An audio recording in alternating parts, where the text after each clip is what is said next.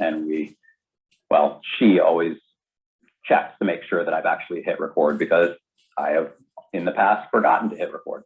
All right, but we are recording, and we are gonna all press play on our DVDs or Netflix at the same time on the count of 3.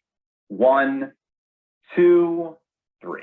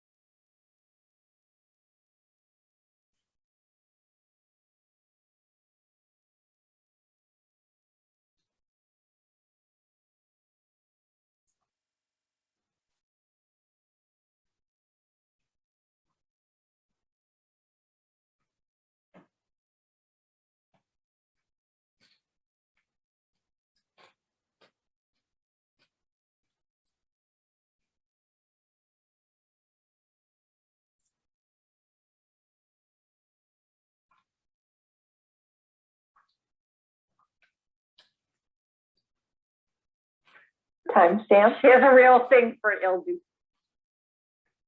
1 minute, 25 seconds.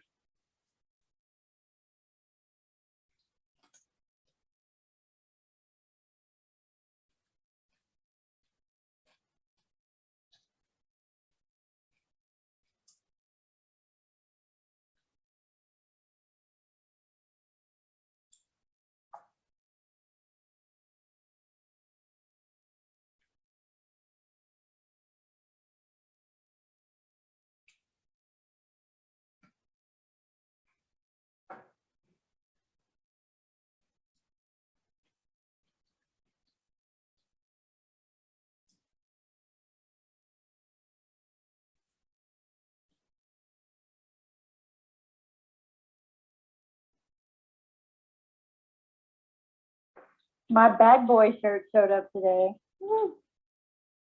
Oh, nice. I got to check my mail.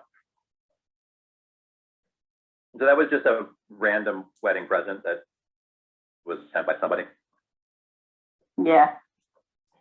That's not there's no specific person that we're supposed to. I That don't was just a remember. little. It was really me. I sent it. I just want to check you don't hear my episode in the background, right? Say again? You don't hear my episode, right? I don't know. All right, cool. So when I talk later, we don't have to worry about it.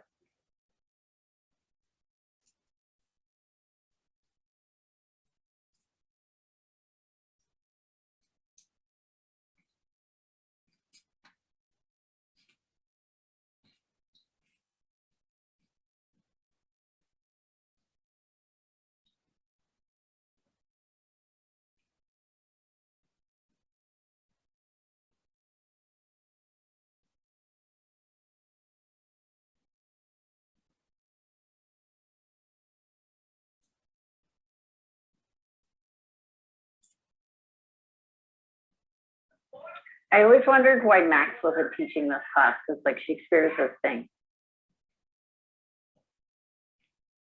And he is the literature teacher. She mentioned third period Shakespeare. So is this just like a regular English class? Wasn't Max her English teacher? I think that it's literally just a Shakespeare class, that they probably only do Shakespeare.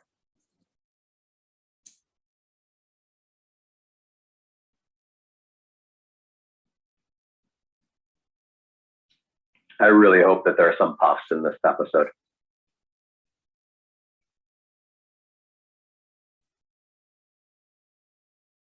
Maybe you were a puff in another life, John. That's why you like him so much. I feel like it. I must have. I mean, it's like my favorite thing about Chilton.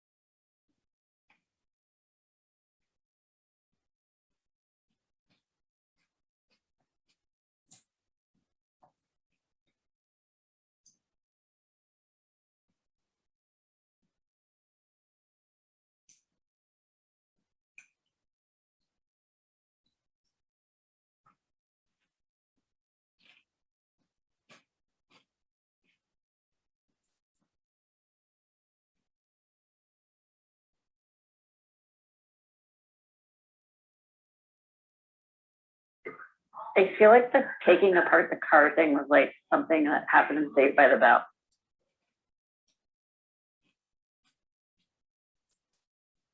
It happened in Real Genius.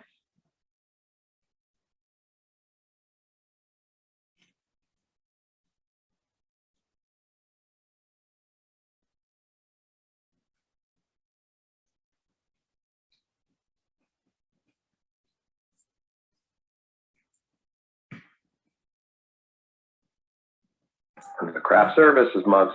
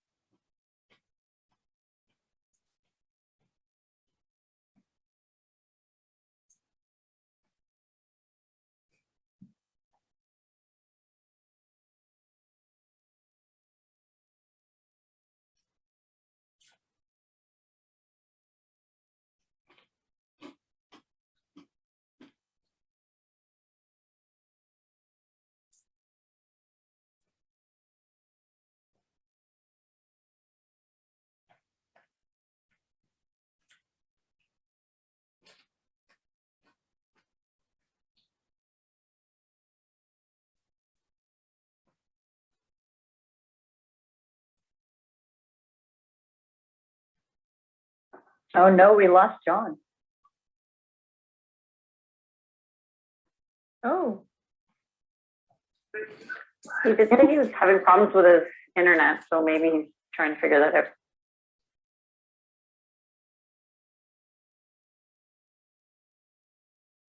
I wonder if he's actually able to still continue to watch. Yeah, I was just thinking, should everybody maybe pause? I was wondering the same thing. His Instagram's still going. I would just keep going and let him come back.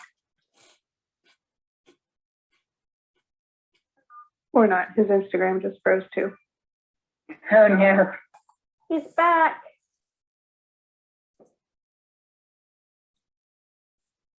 Hey, should we Do we need to pause, John? I'm here. No, everything was fine. I just left the room all of a sudden. And then I just was like, oh.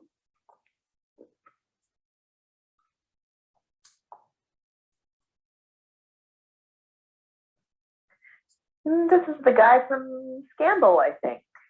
Maybe.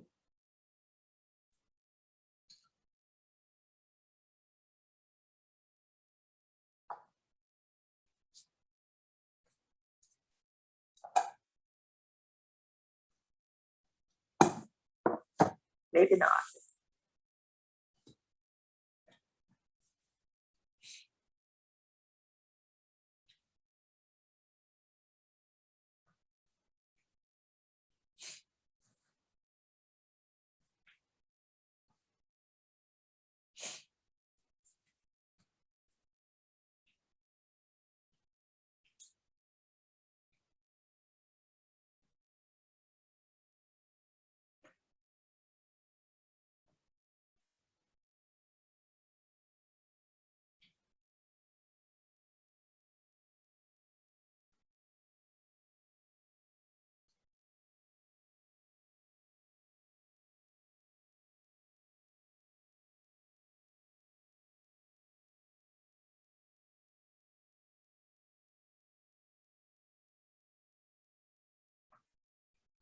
there you go, Jen. You wanted to have somebody after Max.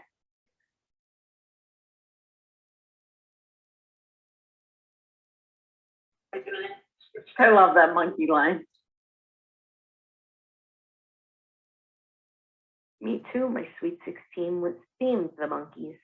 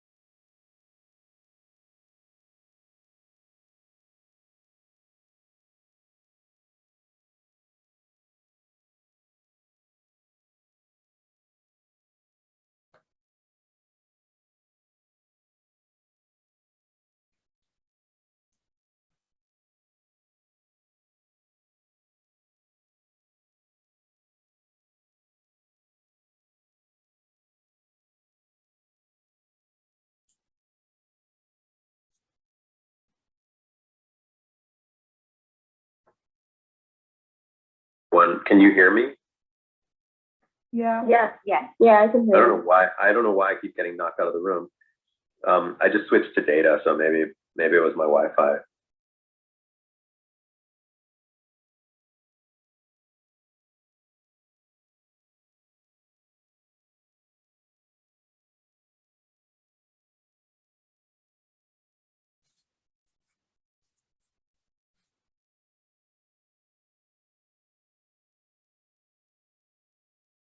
I have to admit, like, Tasha posts those pictures every day, and I try not to get spoiled by them, but I also can't help but like look at them and think like, what's this picture about? And now, of course, I know what that picture is about. I love the comment, "You'll look great."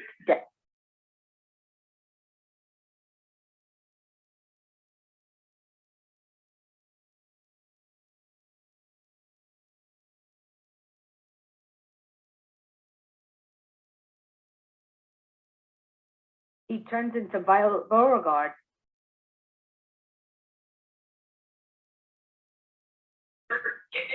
I wonder how he feels that he is responsible for the breakup of Justin's child. This is still how he counted those blueberries.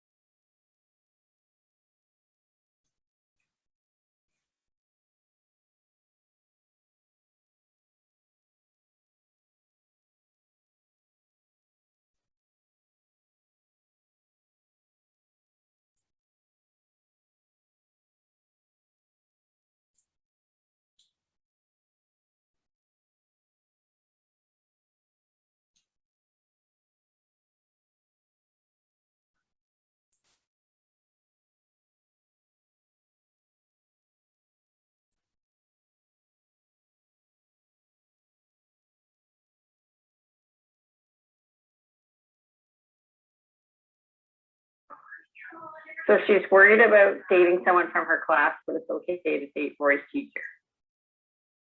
Exactly. Well, isn't it more that she's just like, I'm not really sure, like, should I be dating this soon? Right? Well, she just said that she didn't want to feel weird in the class if things didn't work out. With Max, she didn't have to see him. Right, that too, yeah.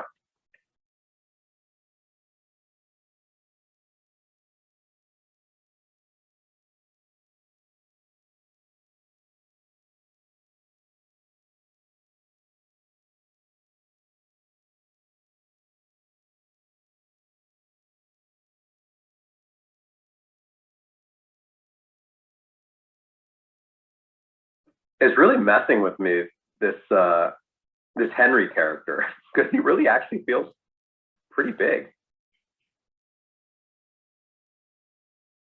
Like an important part of Lane's story.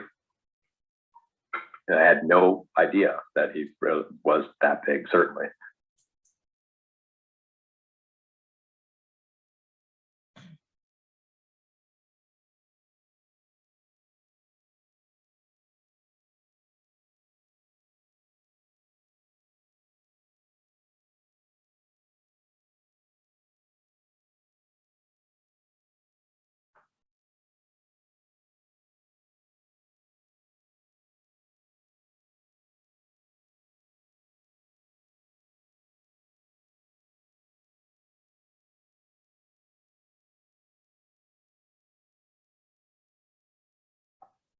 Apparently somebody actually has registered misspatty.net. Really? Is it still available? Or I mean, is anything there? Are you missing the part? I'm not sure, I haven't looked.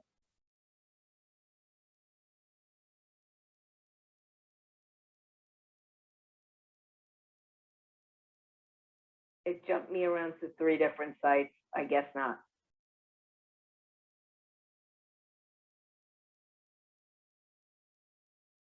This is interesting.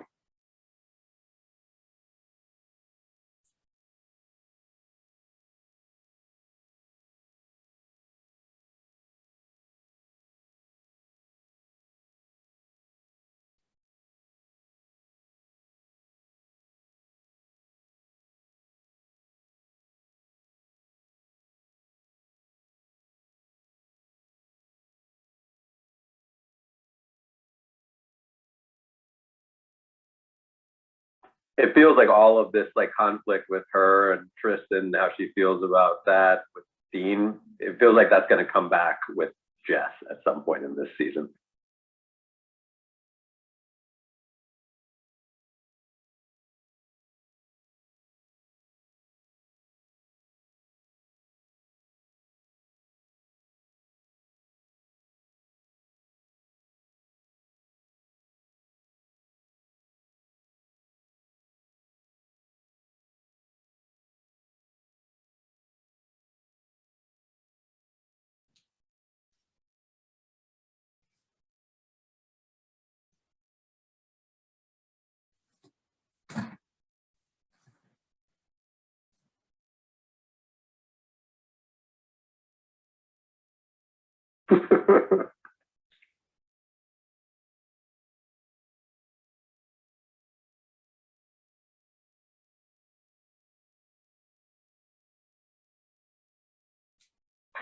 This is so awesome. This scene is so awesome.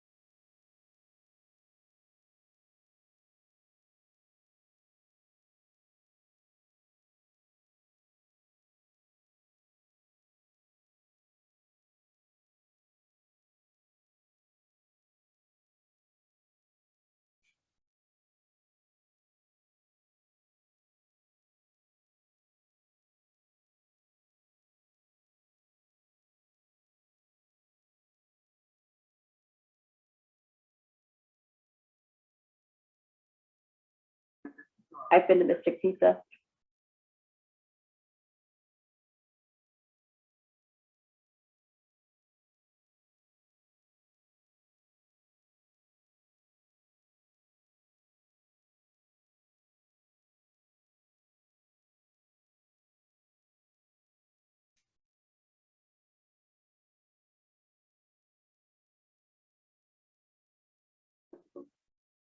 I love that, the cast of Cocoon, huh?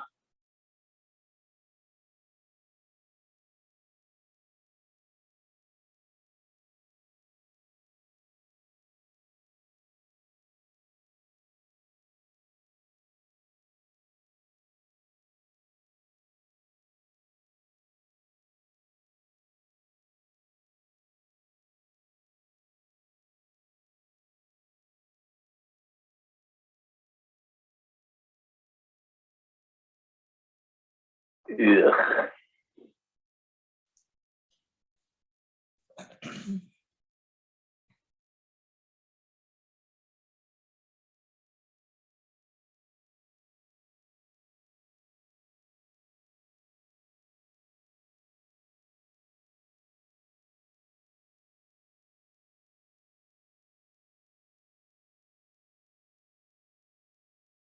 Maybe she should have warned him.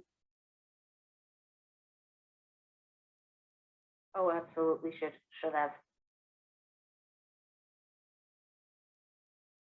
What does he mean a lot? Tristan has literally not been around for like months.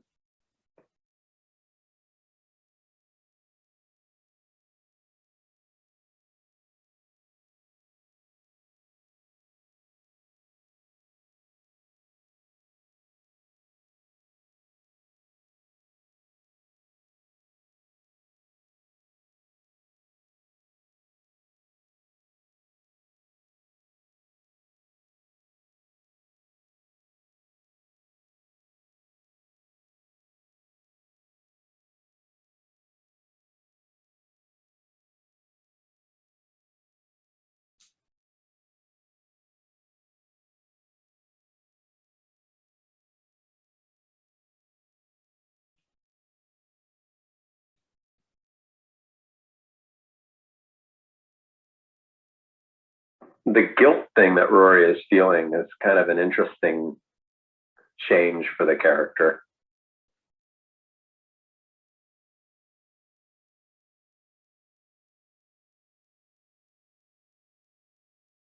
Do you think she should feel guilty though?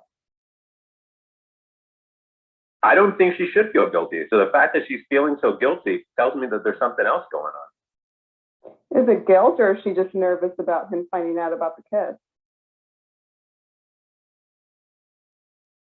I mean, I think that it's more like, I mean, she's behaving as somebody who feels guilty about something, who feels like they're doing something wrong. And she shouldn't. I mean, it's just play. So the fact that she is tells me that there's potentially something else going on with her, like in regards to Dean. I think it's We can just set up- fear that he doesn't know about the kiss, and she fears that Tristan's gonna tell him. I'm sure we'll get into this a little more afterwards.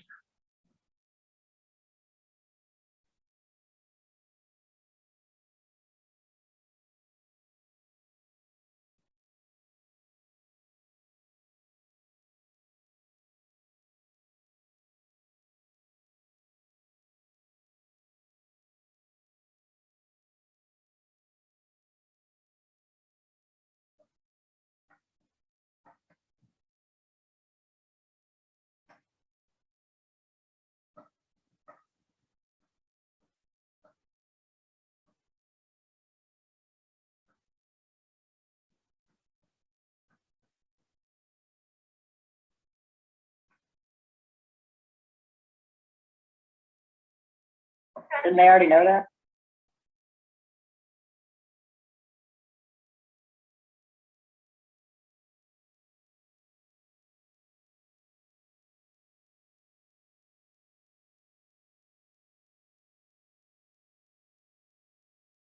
Oh, Luke.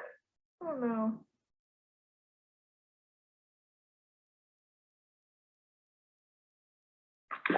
no. Oh, no. No, no, no, no, no, no, no.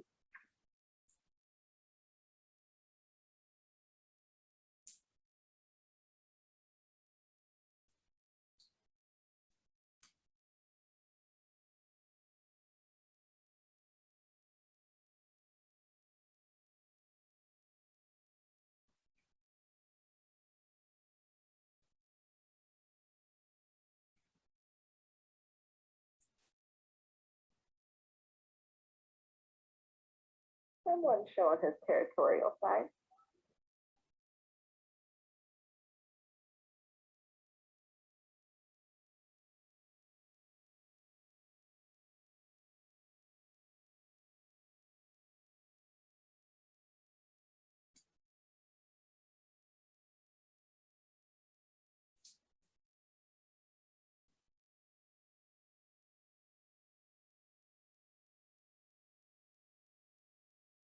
Timestamp, please.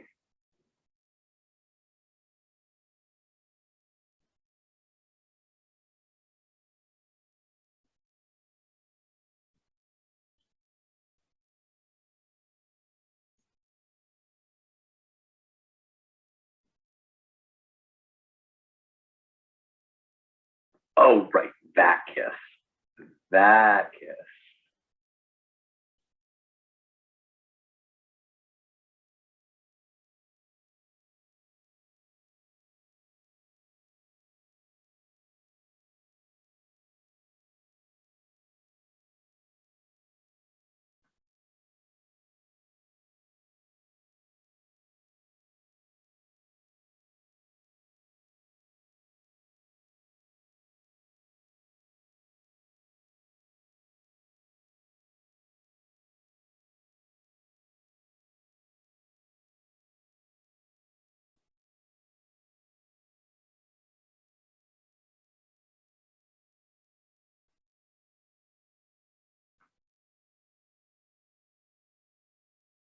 Oh, he looks so heartbroken right there.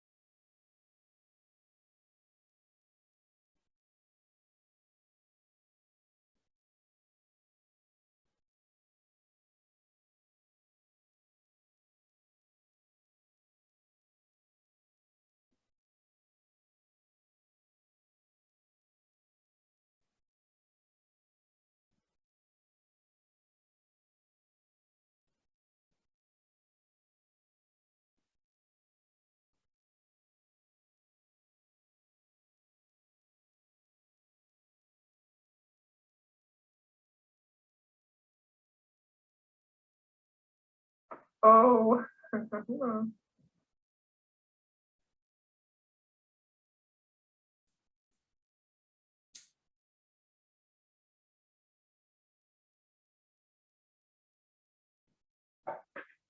Oh my God. Not the South Park t-shirt.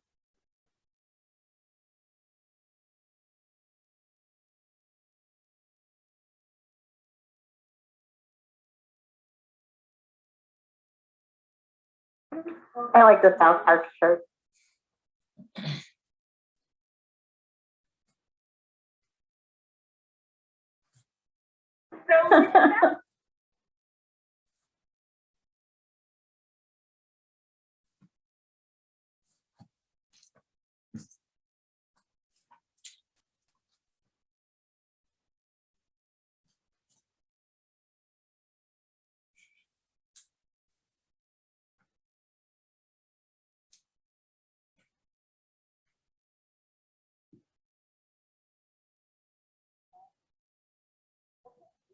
Why did Lorelai even bring up Nicole on their date? Or Rachel? She probably had nothing else to talk about, so started rambling. Yeah, she's a rambler. Yeah. Hey, he seems pretty, like, not old enough to keep up.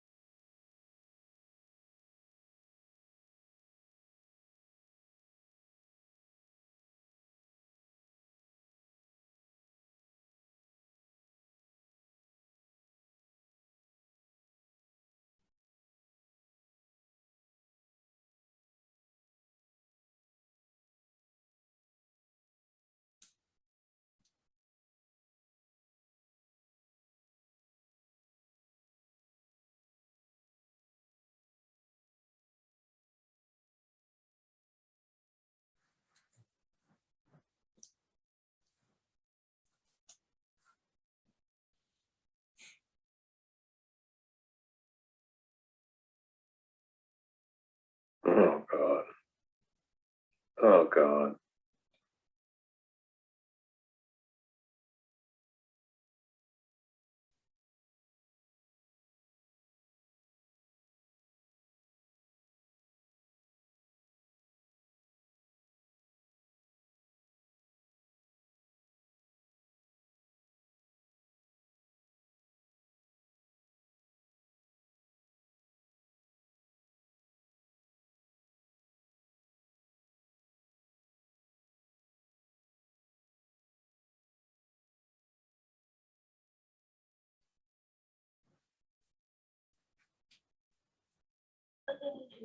Poor Brad.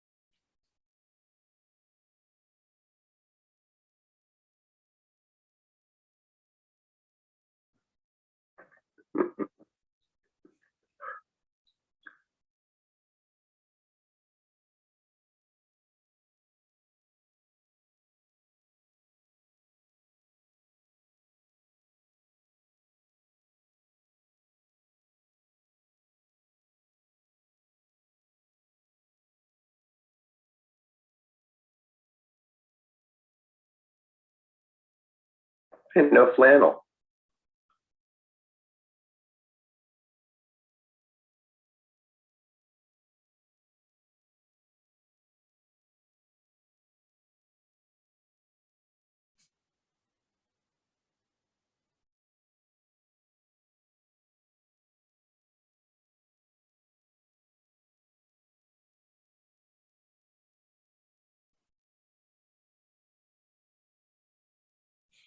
That's something that Miss Patty is shaming her because we know she likes them young.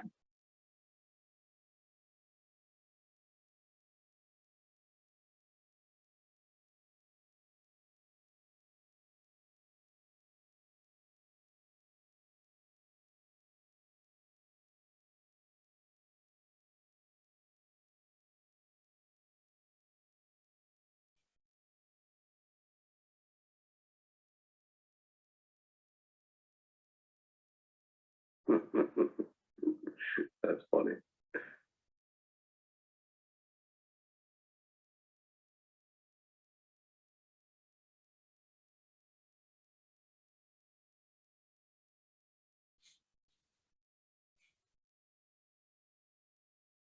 Gosh, Luke's shirt just looks so pressed.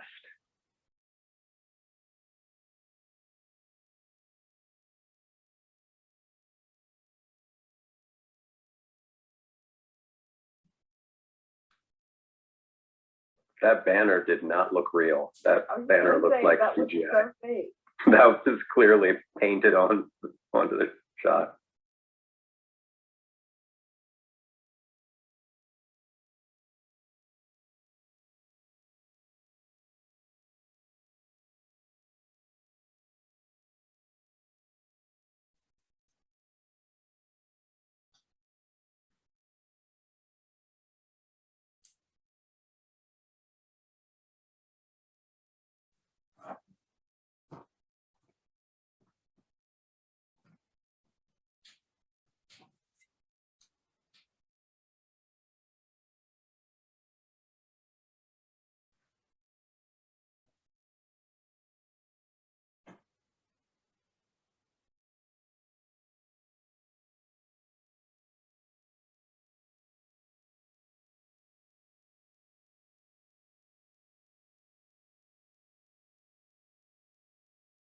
What if Dean knows the scene? Then Dean goes up there.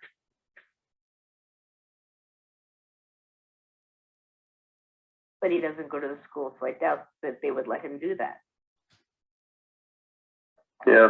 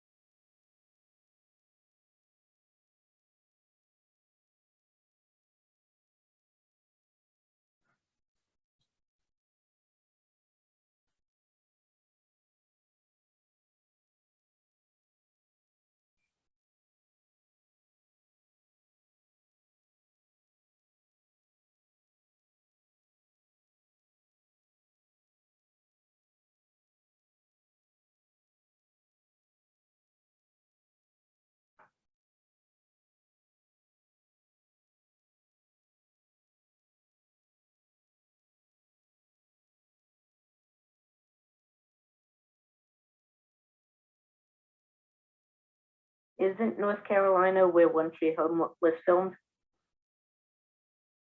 And Dawson's Creek as well. She was in 4 episodes before this episode aired. Yeah, that's right.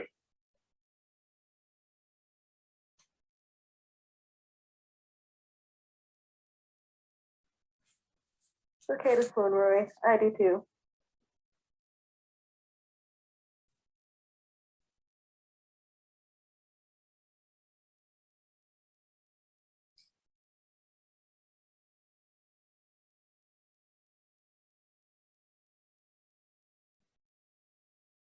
This is definitely in someone's fan fiction.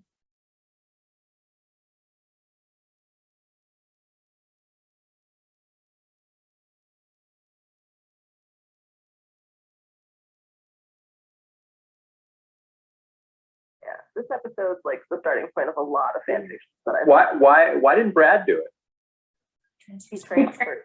Cool. Brad was too terrified. He used to laugh.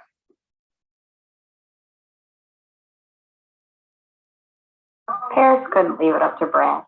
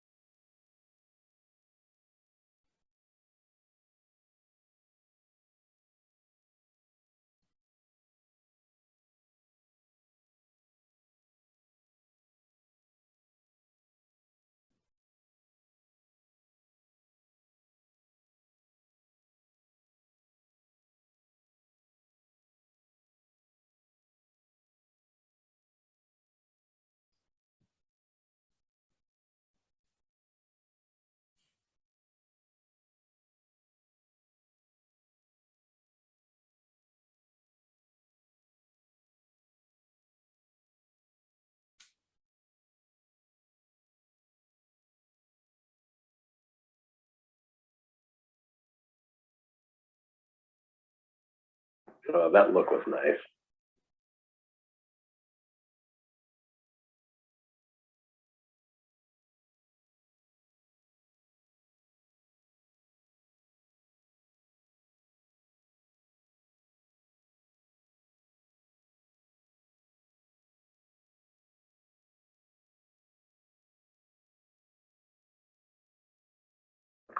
That was adorable. I know, I love that moment between them. That was really nice. Favorite. Yeah, I like that episode. I enjoyed that. I would rank that episode certainly higher than the last one for me personally. More than the puffs? The Puffs wasn't the last episode. The last episode was the Mia episode. Ah, yes, I missed it because of the shot. The Yeah. first time that you mentioned Team Tristan, I've been waiting for this episode since then. Yeah. Yeah. So his character's done, huh? I mean, that feels like the end of an arc. Yeah, this is Open like a the nice couch? little swan song. Yeah. Couch. By the way, couch. We are opening up the couch. Couch is open. Beth, come on up. Tristan had to go date Jen and Dawson's Creek. Was that Dawson's Creek or One Tree Hill time? That was Dawson's Creek, yeah. Yeah, One Tree Hill didn't premiere for another 2 years. John, when you asked about Brad, that was when he was on Broadway, in Into the Woods. Wait, what? He left and went to Into the Woods on Broadway. Wait, the actor who played Brad in this episode. Yeah. Yes. Adam Wiley played Jack and the Beans, Jack, in Into the Woods on Broadway. And because of that, he couldn't finish the rest of this episode. Well, I think that was the joke about him not being able to play. Well, no, they Wait. said he transferred school. Oh, he transferred school.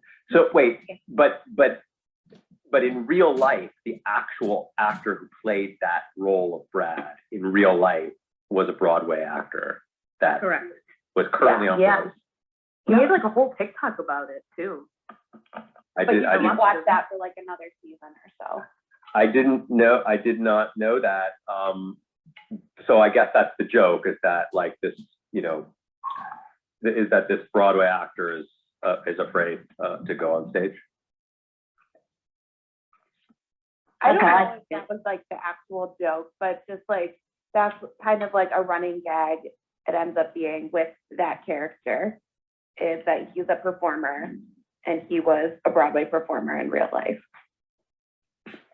Funny.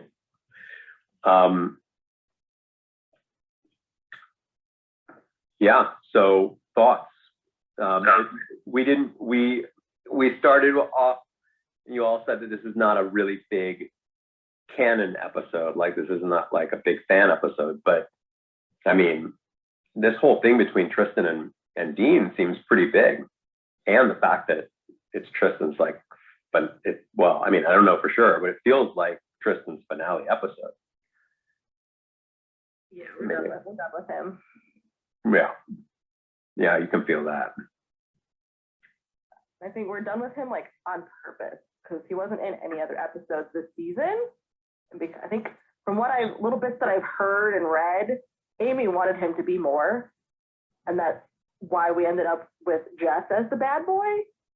Oh, that's interesting. That's interesting because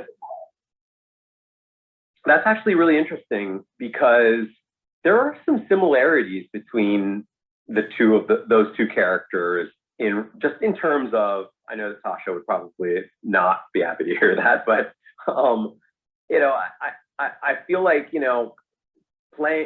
breaking into people's safes, stealing people's gnomes, it kind of feels like it lives within the same world of the characters.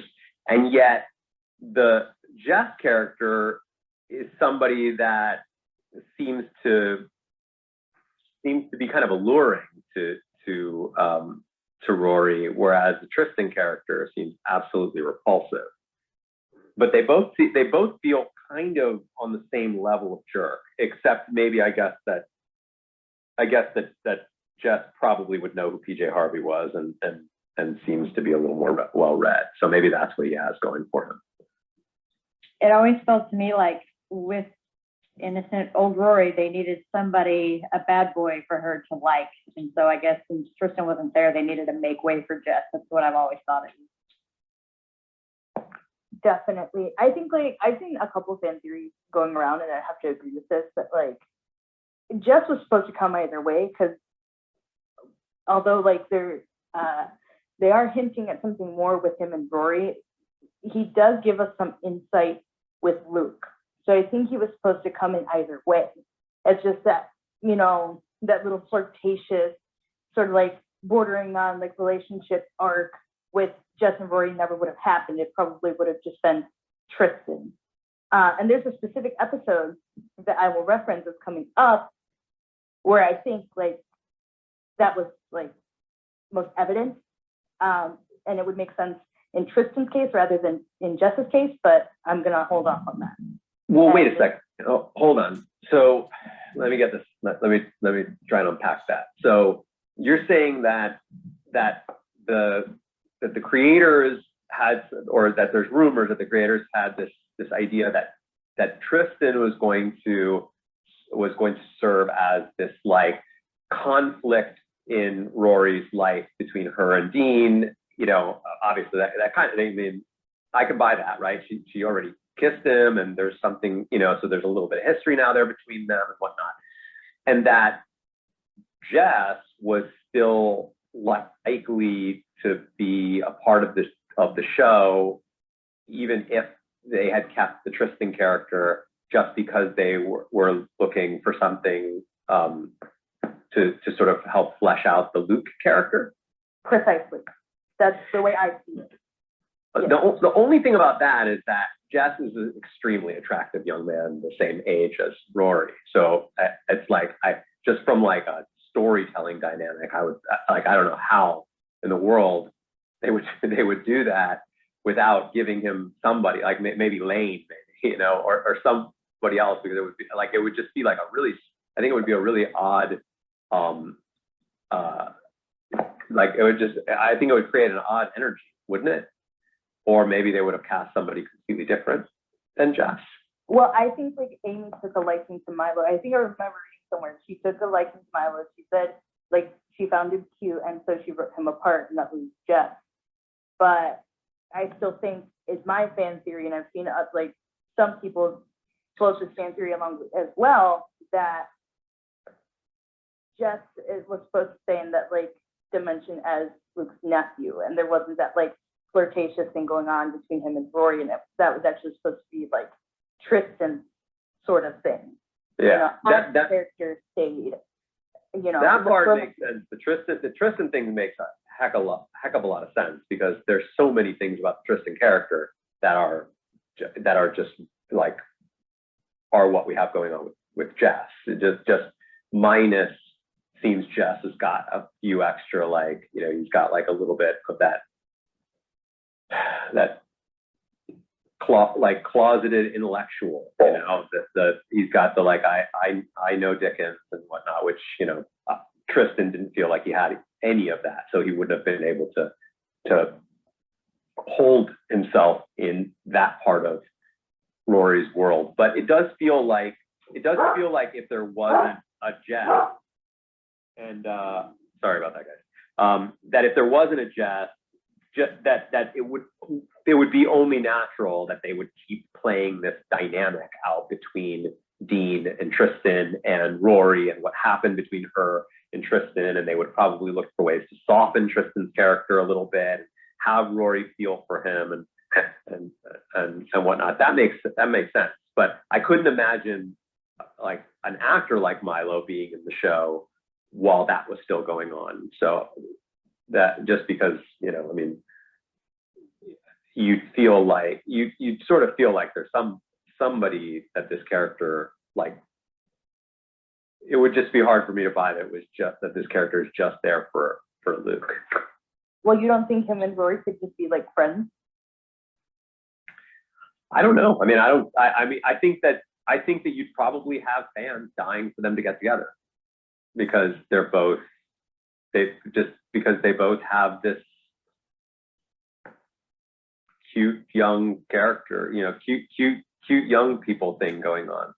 I mean, it would be nice to think that they could just be buddies, but like, you know, like can Lorelai and Luke just be buddies? Jess was brought in to keep Lorelai and Luke apart. I don't know about Kathy Ann, you want to add to that? Yeah, it's going back to the beginning of this conversation, the parallel between Jess and Tristan. I feel like I noticed it in tonight's episode with both characters. It seems like their facial expressions speak more than any of their words ever do. And that's something that you only really see with Jess and Tristan. Yeah, that's true. Yeah, I mean, for me, it was just mostly just their behavior. As I said, I don't know if I've mentioned this, but like, you know, I came into the show really believing that I was going to be a team Jess. But as of right now, he has all of the traits that Tristan has for me, like doing dumb, stupid things that, you know, just like, you know, vandalism and theft and, you know, just being kind of a general jerk. Just he happens to also, you know his Dickens. But aside from that, you know, those characters seem just so similar.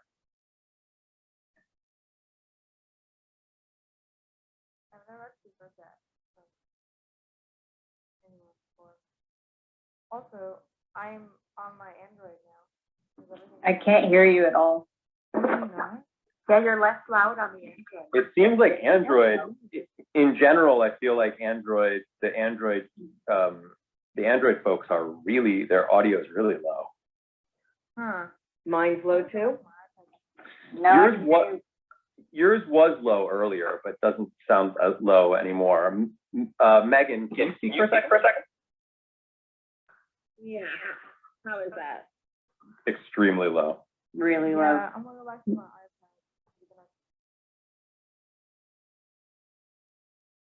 Can you hear me? Yeah. Perfectly. Okay, cool. Are we allowed to like say stuff like that is like from last season, but that kind of pertains to this season a little? Yeah, absolutely. The only thing that, you know, and I've said this before, you know, to say that I'm like completely unspoiled would just be inaccurate. I mean, as an actor on the show, I've read enough scripts to know some stuff that's coming. There are things that surprise me all the time. Like everyone was kind of laughing. I did not know that Jeff was Luke's nephew. You know, I just knew that there was a guy, Jess, on the show, and I knew that he was kind of like the, you know, the sort of James Deany type, you know, rebel. But I didn't know that. So there's like a variety of things I don't really know. It's hard to say which are the things, you know, what things would spoil me and what wouldn't. But for sure, you can talk about things from last season and how they pertain to this season.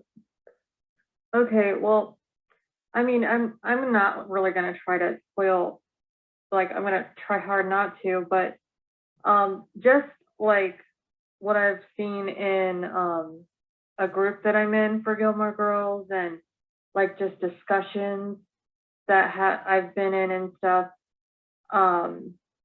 Like, you know how when Rory and Dean first start dating and she brings the cookies to him and he's like, she's been giving him books to read and then he's suggesting stuff for her to read.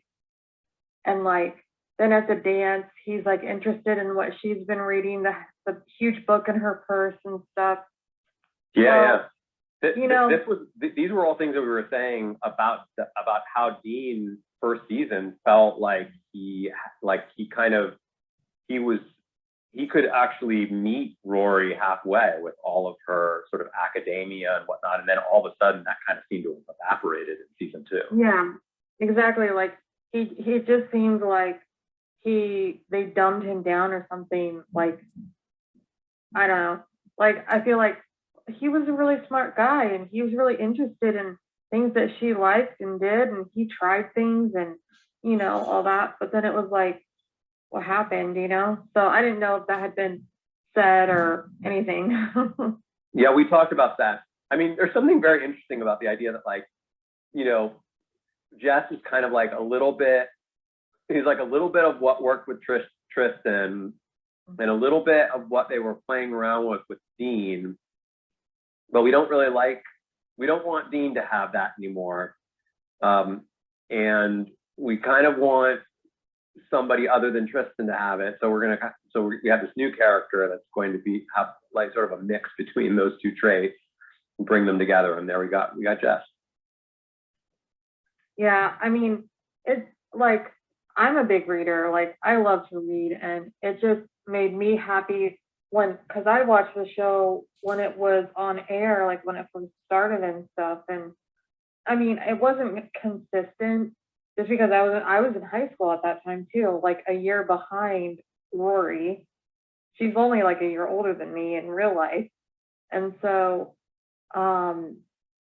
like just seeing somebody who loved to read and loved to have discussions about books and characters in books or whatever, even if it was like nonfiction or history or whatever, it just like made me happy because like, oh, you know, there's somebody out there who cares about books and stuff. I mean, I wasn't like smart like her in academia to where I was like valedictorian or anything, but it just made it like more relatable, you know, because I feel like when I was in high school, a lot of my friends weren't really interested in school, you know, so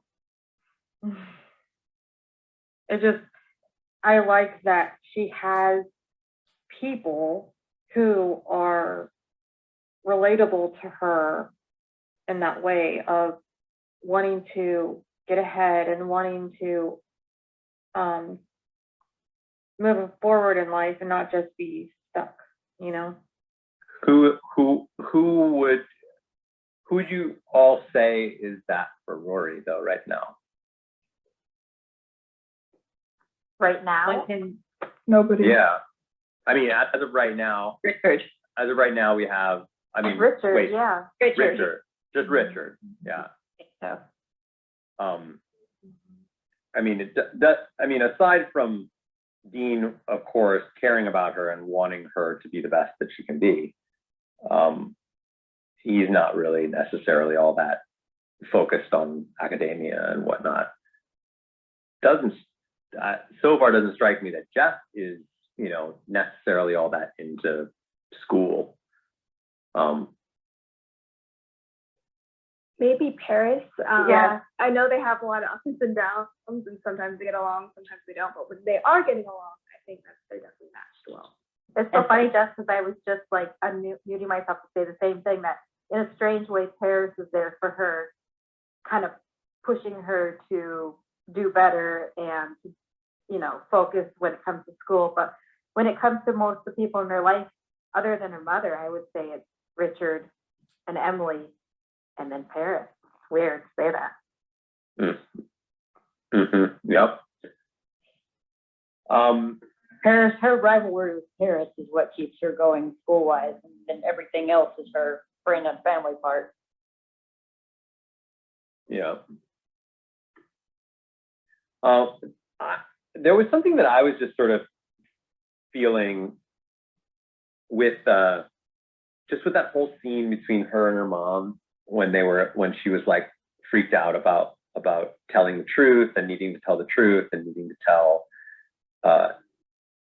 Dean what happened, and it just felt like and you know, of course I'm speaking to folks who already know what happens, but it just felt like that's going to be a big part of Rory and Dean and Jess as that starts to unfold. That's like the first time we see her really struggling with like, how do I tell something to Dean, or how do I be honest with Dean? And in general, that fear that she has, you know, that's just this general fear of like, of her relationship with Dean being compromised in a weird way also like says a lot about where that relationship is headed. I feel like she's walking on eggshells when it comes to Dean since they got back together. And I don't particularly like that because I don't think you should feel that way, that you have to be so careful in everything you say and do to somebody else or with somebody else just so that your boyfriend doesn't get mad at you again. I mean, I don't know. That's just how I feel about that in particular thing, that there's no trust left between them, where she doesn't feel like Dean will trust her or something. I agree. On a side note, Definitely. I just want to say I love Lorelai's impression of Dean. It makes me laugh every time I see that. That scene was so awesome. That scene was so awesome, and I just loved how into it Lorelai was getting. It was like, whoa, like she's really making this tough. And that made a saying or a line that I use all the time now with my daughter when we're talking about our hair. I go, this side cool, this side not so cool. It's good. Yeah, I agree with you, Chris, on what you were saying. It seems like since they've gotten back together, they just keep having these conflicts of the extracurricular activities, and his response was to stalk her by the bus stop and throw a tantrum when she wouldn't make time for him. Kind of same thing happened tonight. You know, he's again pressuring her to be right there by her side. It just seems like they keep having these conflicts, and he reacts where he just clings to her. And we saw the other episode where he would apologize. She shouldn't have to explain herself, and we didn't really see that tonight. He just kind of left Right. her. And who lets their boyfriend come and watch them rehearse something that's 50% of their grade that needs to actually be done for school? I mean, come on. Yeah, and I mean, just the fact that even the fact that he wanted to be there is just like, it's so emotionally manipulative. That You know? he insisted to be there. I mean, like, Yeah. pretty much making her feel like Right. he has to let him. Yeah, it's very, Definitely very let emotionally him know. manipulative. That's definitely a huge point against him in my team Dean, my team Dean creed. This is really when I started to not like Dean. When I said earlier last season, when I said I have strong feelings about Dean and I can't tell you about him right now. Yeah, Point. yeah. It was fun that he does have a reason, because they have kissed before, but he doesn't know that. So he is, maybe his intuition is right, but she didn't, when she got back together with him, she never felt badly about the kiss. I feel like she only feels badly tonight because she may get caught. Right. She's more worried that he's going to find out and be mad at her, not that she actually felt bad about it. Exactly. Definitely. I was going to bring up the point when Johnny first mentioned it when we were first watching the episodes, but because I was having problems with my internet and stuff, like I had to sort that out so I can watch the episode and somewhat finish. I was like 2 minutes behind, but whatever. I digress. I think she was more like worried about his reaction, how he was going to take it, and whether he was going to lash out on her and like be angry rather than her like actually partaking in the kiss. Because as we remember, I think it was last season, right, where she tells Tristan like, oh, like that wasn't a bad kiss, like at all, like that was nothing to cry over, this and that. So she liked it. She didn't feel bad about it. But it's rather like, again, that sort of emotional manipulation thing that you were kind of talking about, and that walking on eggshells thing. Like she doesn't want Dean to get mad at her and lash out, and so that's why she started to panic and kind of feel like this guilt. I have to admit though, I also kind of had a little bit of a brain fart, because for me, like at first I was just like, I don't get it. Like, why is this? Like, I really felt like Rory was freaking out for absolutely nothing. But admittedly, for the longest time, I was just in the mode of like the play. So I was like, what's the big deal? She's just kissing you in the play. And I completely when that kiss? Yes. And so I was and then at a certain point I was like, oh, you dummy. Like she's talking about, she doesn't want him to know about the kiss at the party. And then suddenly it just like, came to me, although they were broken up at the time. And I mean, of course she doesn't want to hurt him, but you know, it does really feel like in general, she's really being led by Dean's emotions. And that just feels like it's just a disaster waiting. Yeah, well, it just feels like it's a disaster waiting to happen. Like it, you know, that's gonna just completely fall apart in the worst way. I mean, he actually feel like that when he came to the rehearsal, he kind of felt a little threatening, to be honest. Like he's standing there, kind of like, you know, that he just felt like that boyfriend that could potentially like grab Tristan by the throat if he did something, you know, that he didn't like. There was something about it that just felt a little dangerous. And I think that Kill was him the at the point. dance.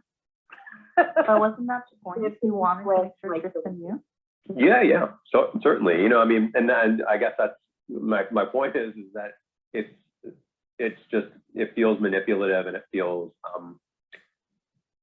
don't know. I mean, I think that ultimately it will have worse effects on his relationship with Rory than anything, because, you know, that kind of behavior is what's going to cause Rory to always feel like she has to walk on eggshells. No, Flashing. Oh, I was just gonna say, and it wasn't even just that it was that he was threatening Tristan, but he was actually interfering with his schoolwork.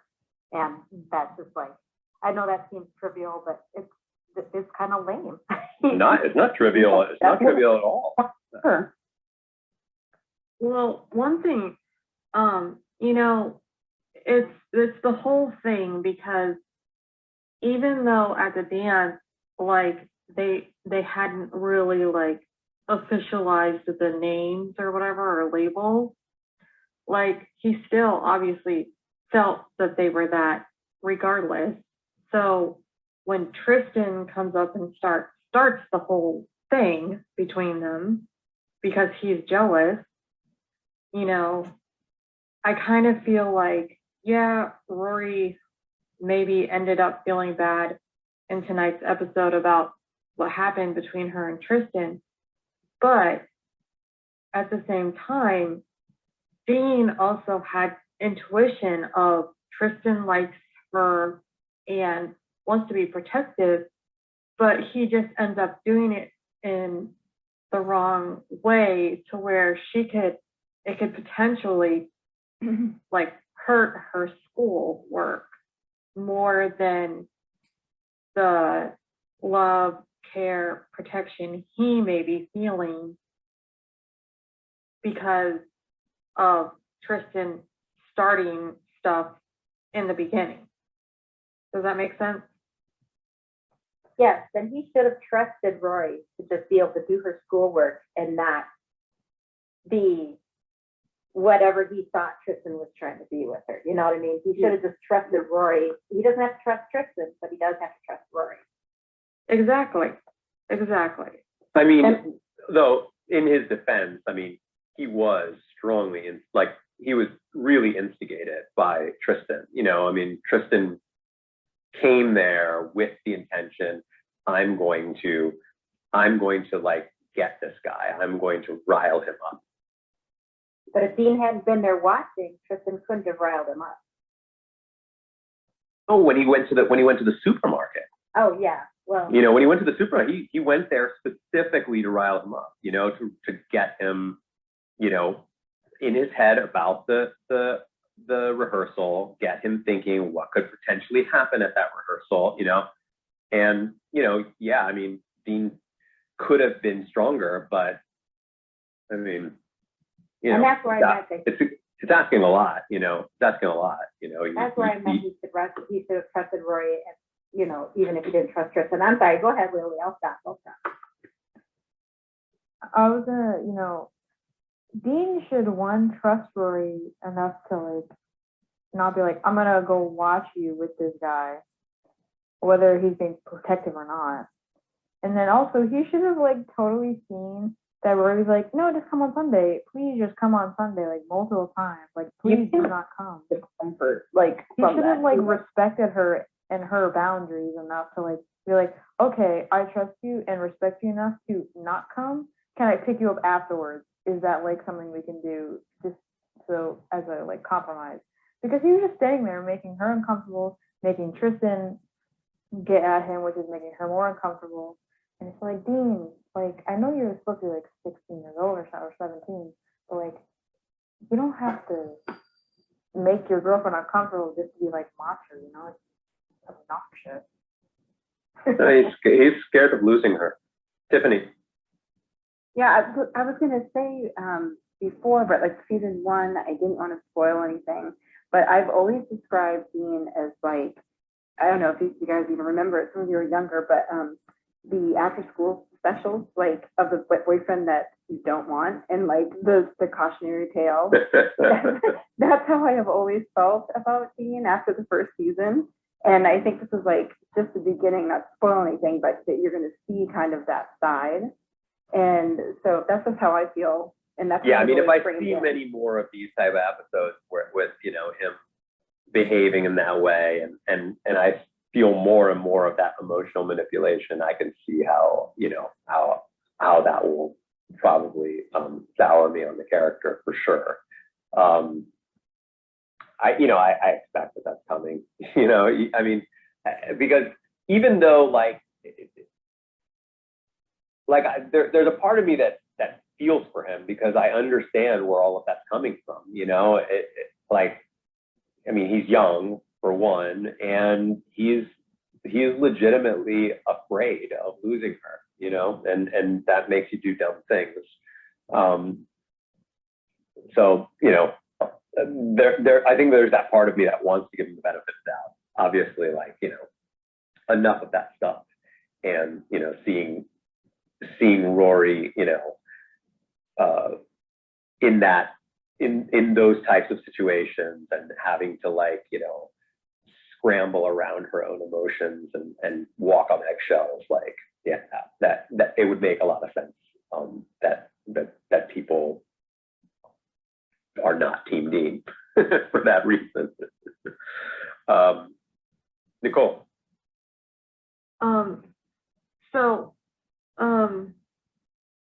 Having gotten to this point in the show, I mean, this is my first night. I've kind of been able to listen in on Instagram a few times, but up to this point, do you see yourself doing any like rewatches in the future, or do you think this would be like a one-time thing? Because I'm already planning to rewatch some of the early episodes of the season of the first season, like already. I certainly want to go back and watch the pilot. That's for sure. Yeah, I mean, I could certainly see myself. I'm not really like in general, I'm not really a rewatch person. Like, you know, one of my favorite shows of all time, many of you may know, is Lost. And I was like so into that show, and I've only watched it once. But I'm thinking I'm probably going to watch it again as part of this project. But yeah, I've actually specifically already thought about episodes that I want to rewatch from this. This is another show that just has a lot of history and backstory and world, and I feel like I will have a better perspective on some of that stuff if I watch some of those early episodes again.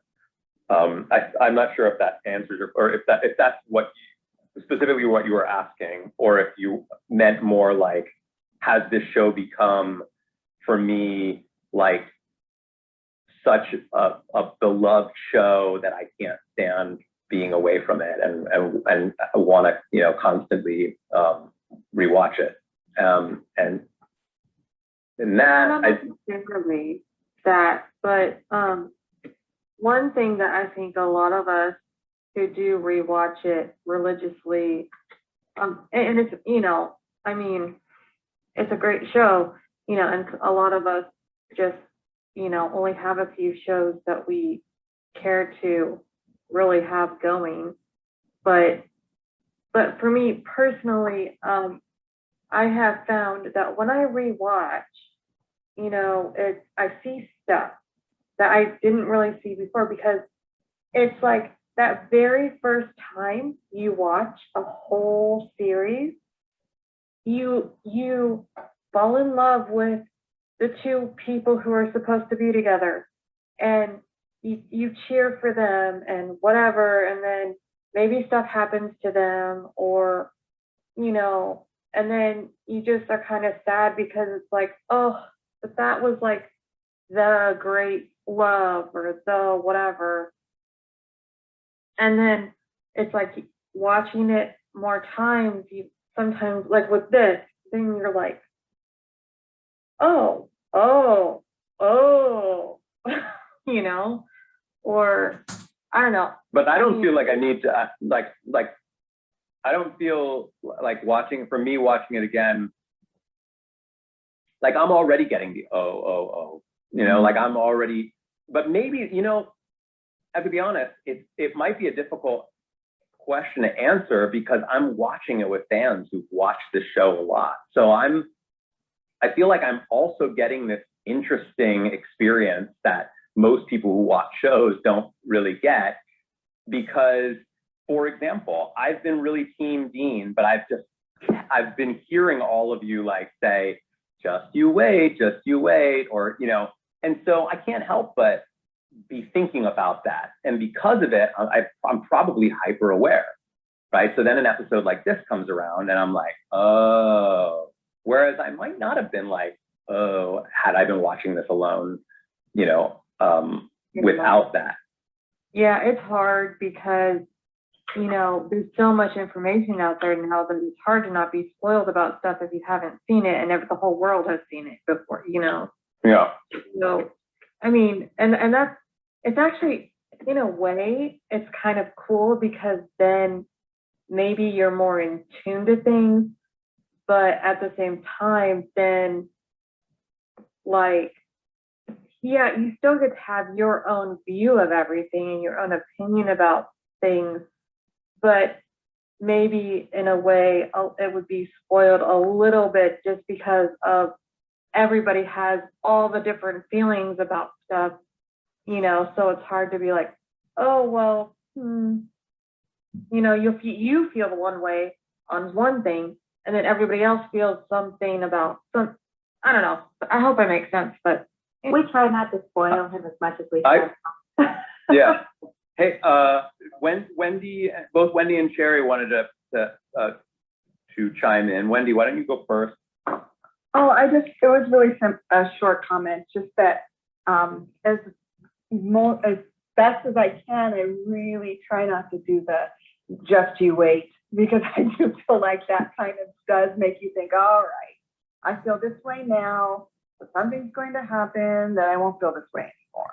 So it's like a mini spoiler, but I actually haven't. Yeah, that hasn't bothered me all that much.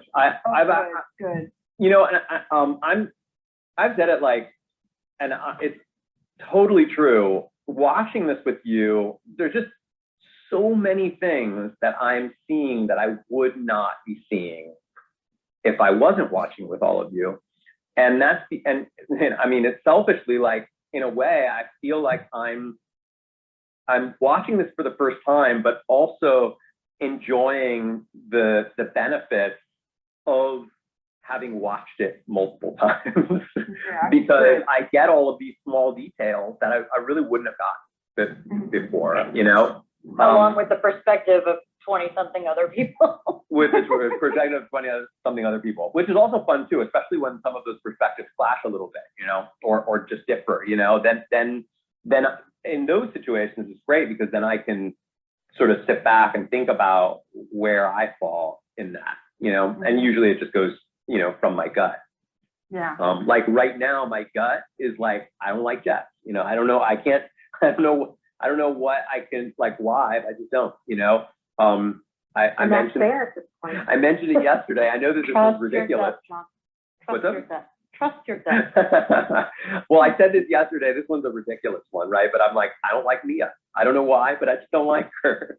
Like, there's something about that character that I don't believe, that like, I just feel like characters like that are never that, like, or people are never that flawless. They're never that perfect. They're never that beloved without there being something going on, you know? And especially in fiction, you know, when a character is that like perfect, I just immediately put them into the Scooby-Doo villain category. Okay, I take it back. Don't trust your gut. Like, You just made my husband laugh.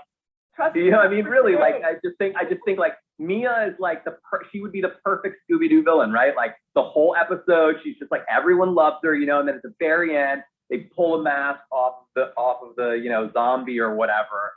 Oh, it's Mia. She's like, you nasty kids. I would have gotten away with it too. You know, they're completely nothing like what you imagined the first part. Like, I don't know, but that's just me. But you know, that's well, I think that's also part of just the fun of experiencing this type of a show. Massive character ensemble. You know, it was written so that everyone could have different perspectives on all of these different characters. You know, you don't think the writers knew that there was going to be Team Jesses and Team Logans and Team Deans, you know? All those characters are written with parts of their personality that are meant to, you know, to have us look at ourselves and see ourselves in them, or see other people that we know that maybe either, you know, rubbed us the wrong way or that we loved. And ultimately, that's what creates such a big, vibrant fan base. People that want to constantly be talking about the show. Absolutely. Sherry, you gonna break your finger there? Just teasing. What else is new? I wanted to know what you thought about how Luke reacted to Lorelai dating that casual date guy. That was so funny. Yes. I mean, aside from the fact that it was very funny, I mean, Tells the kids to move down a stool. yeah, I mean, We have to bring physical bikes because he knew phone numbers. yeah, I mean, it was funny. I certainly wasn't expecting that the scene in Luke's later, but I mean, you know, I thought that was funny, very unexpected. Extremely jealous. What's up? He was extremely jealous. Yeah, he did seem that way at times, didn't Who, Luke? he? Yeah, he seemed a little jealous that Oh, you went yeah. on another date. Luke was Like that. 100% jealous. Oh yeah. The end, I mean, the end of the episode sure did feel, I mean, that felt like this is the beginning of a romance between those two characters. You thought so? I kind of thought it was like Lorelai telling him she wasn't ready to date him. Like he's in her life and she can count on him always being in her life. So like as a friend. Yeah. It kind Really? of felt like a friend. I didn't really get that sense. I got the sense that like that it was that she was saying you're something like very special. You're not just some young guy that I meet at you know, at like a business class that I go out on a date with. Don't you know, don't be insecure because my feelings for you are even deeper. Well, independent of any sort of romance, which I think that Luke would appreciate more than I have the hots for you. Because I think that's what Luke wants from Lorelai. Like, I think that he wants a forever life with her. You know, he wants to be with her till he's old. I agree with you. Old and crotchety because he's already crotchety. He only has the old part to go. Yeah, well, although I will say he kind of lost a little bit of that crotch. Luke is a rancher. Like at the end, did you see that little smile on his face? He was like, you know, kind of. Oh, absolutely. You know, it was really cute. Well, my lifelong best friend started watching the show for the first time ever this week, and so I'm rewatching the episodes with her the way that we did last month, and it's all the ones that I listened to you talk on. But she's not good with remembering names, but she does seem to agree with you on everything because all the time she's like, "Go, Grandma! I'm Team Grandma." And she's like, "The long-haired kid. I really like him. I like him with Rory and the crabby diner owner." Like she doesn't remember any of their names, but she keeps trying to tell me how she feels about these people. And the way she describes them is great to me. Ask her how she feels ask her how she feels about Mia. That'll She hasn't made it to the Mia episode, but she hates Max. Every time she sees Max on screen, she's like, "Oh, that guy again. I hate that guy." this like me not liking Mia is going to be like my running gag. I hope that character has more screen time in the series. I hope that wasn't just like a one-off, was it? She comes back eventually. Okay, She'll be good.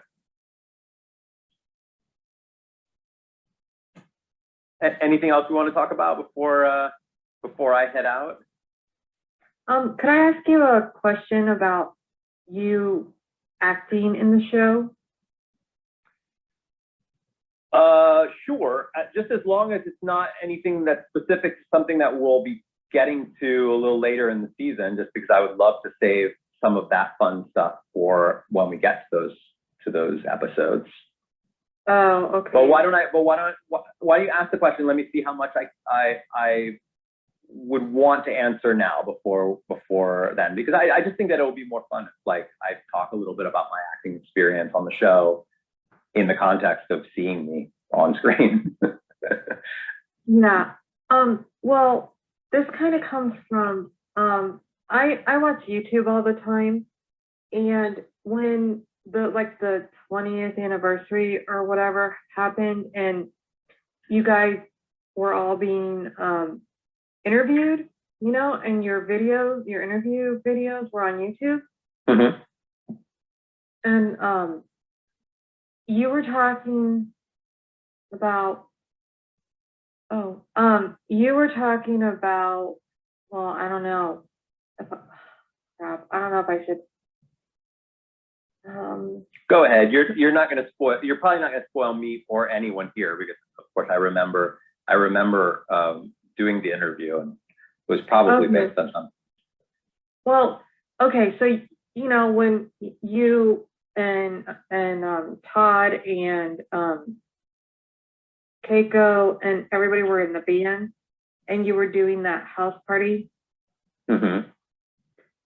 Well, you were talking about how, there was that part where Brian, the character, got all I can't remember how to play guitar, and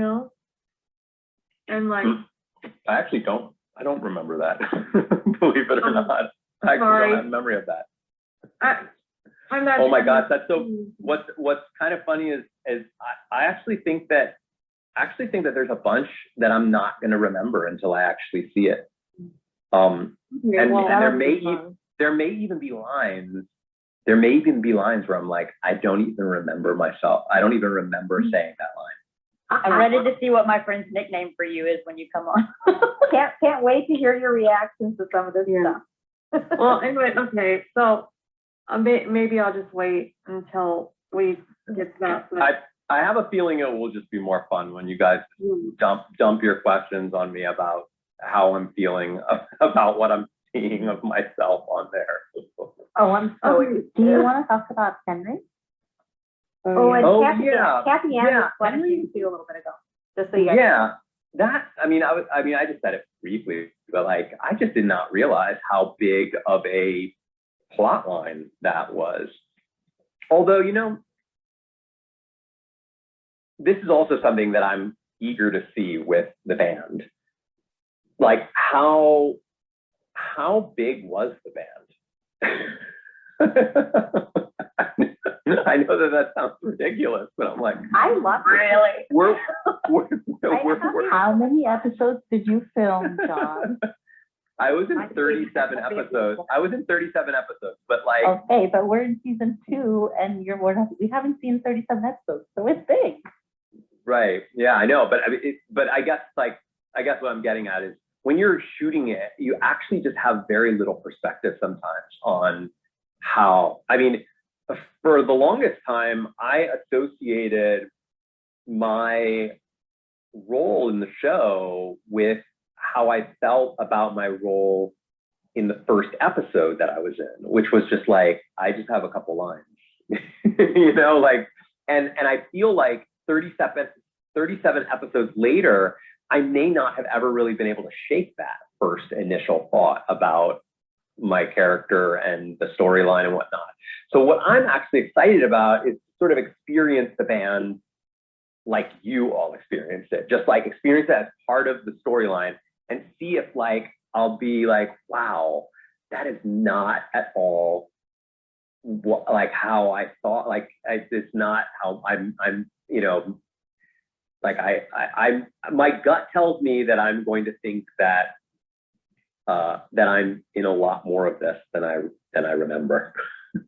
Well, the band had so much to do with Lane's storyline, and it was to me, it was just fun. Those different storylines with the band were just fun. And Gil, I mean, gosh, Yeah. that's hilarious. But I guess the reason why I even bring it up in the context of the Henry conversation is because I never heard about that character, you know, like, you know, while being on the show, it's like or maybe I heard about like, oh, there was this Henry character once, you know, and I always assumed that it was like, oh, in this one episode, Lane, you know, goes out with a guy named Henry, you know, but so far, like Henry has now become like a character in my mind. Like I know Henry, I'm like waiting for Henry, like what's going to happen with the Henry character, you know, and that's like means the character has some real substance in the canon of the series. And it's just wild to me that I was in a storyline with, you know, with a character that had that big of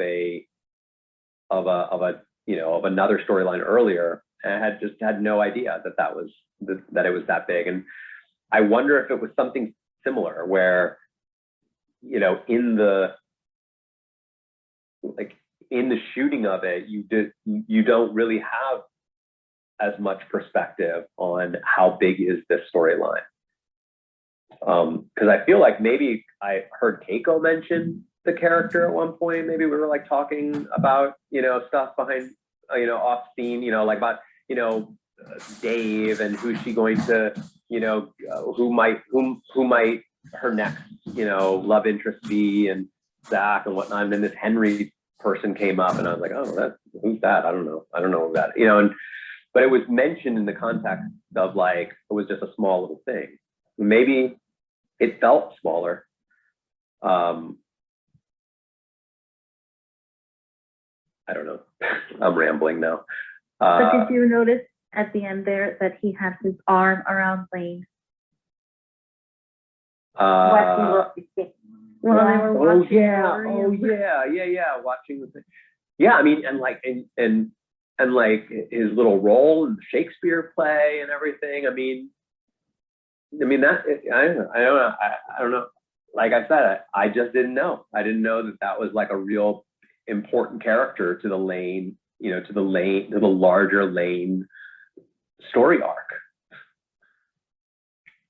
I wonder if he came back during the seasons that I was in. I don't even know. I don't even remember.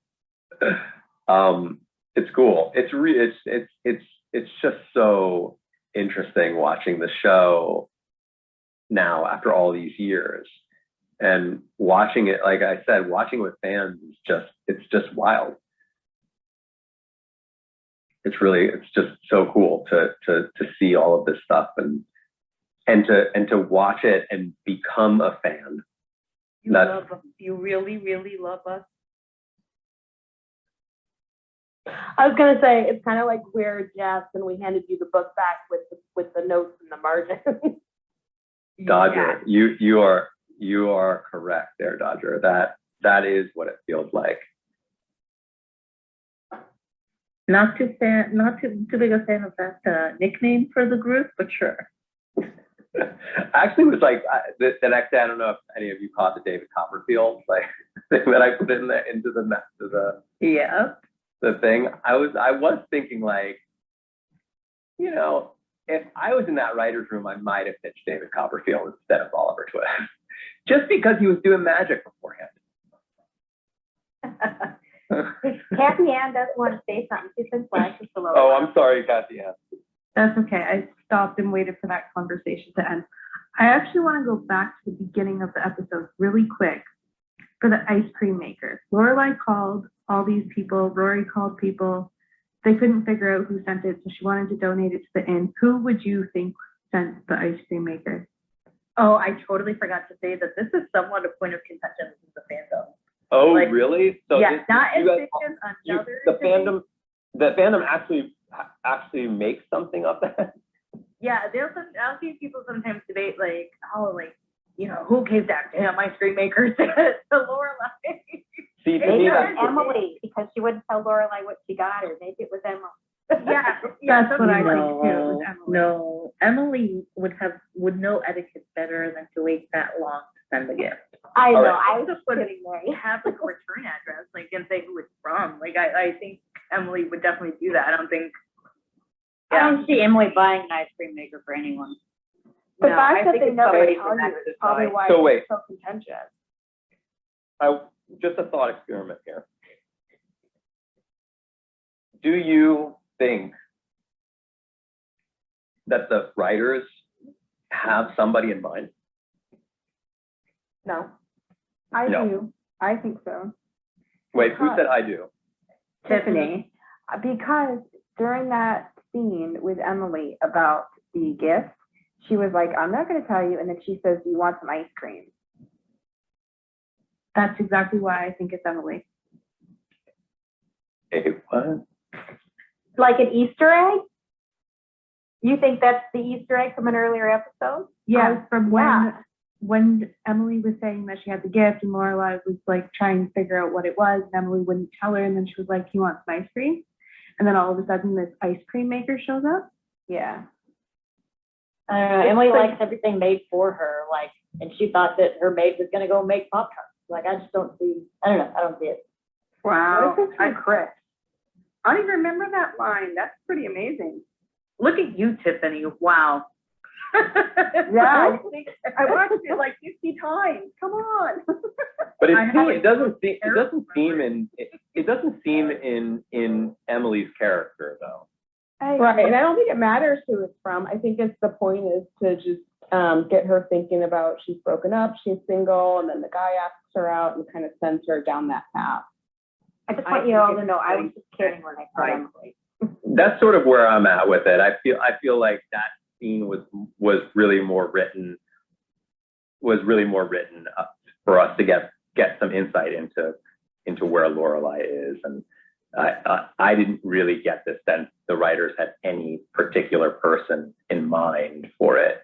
But it is fun, and I actually love that when little bits of information from other episodes of the show work really well with things that you're doing, and of course I wonder how much of that is the writers in the room crafting that stuff out, and how much of it is just really coincidence, you know, and finding patterns in, you know, just finding patterns that, you know, exist all over the place. It also gave her an opportunity to call off her relatives and realize her parents were the most normal. Yeah. All right. Well, I am going to head out. This was a longer discussion than usual, but fun. We are back tomorrow at 7 p.m. For episode 10. We're not halfway through the season yet, because this is a 22 episode, right? Yeah. Yep. All right. So we're back at tomorrow at 7. As always, I've made everybody in that's up here on the couch. I've made you all moderators, so I will leave.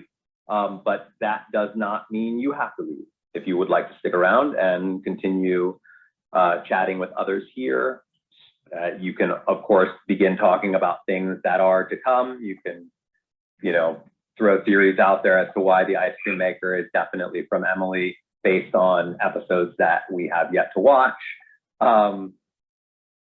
Yeah, I'll see you all tomorrow. Good night, John and Betsy.